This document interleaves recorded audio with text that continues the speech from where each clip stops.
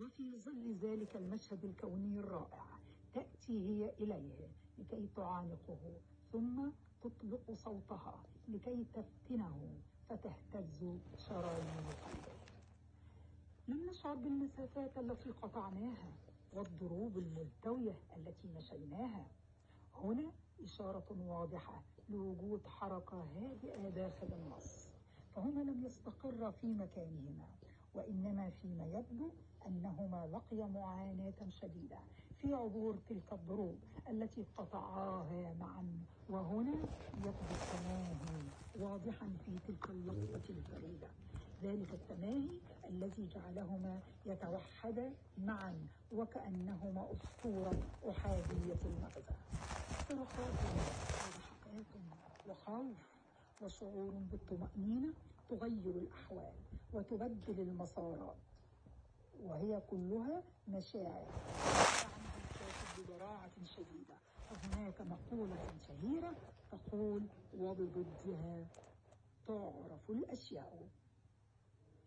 ظل يصرخان ويتضاحكان، يخافان ثم يطمئنان، وفي النهاية يستكمل المسير وحده ويتركها هي والقمر.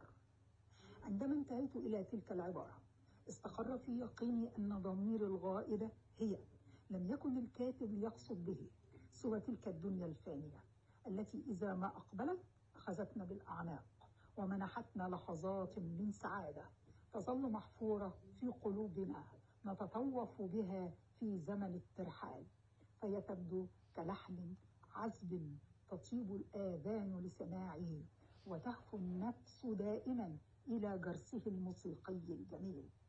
وفي المقابل هي الدنيا التي إذا ما أدبرت تخلت عنا وتركتنا نصارع أزماننا، فلا تورثنا سوى الخوف والأسى. تلك الدنيا التي سوف نتركها عاجلا أو آجلا، وعندما نرحل فلن يكون هناك نخيل ولا حياة ولا قمر. القصة راقت لي كثيرا، فهنيئا لك أيها المبدع الراقي الكاتب سلطان الصبحي، أدام الله عطاءك.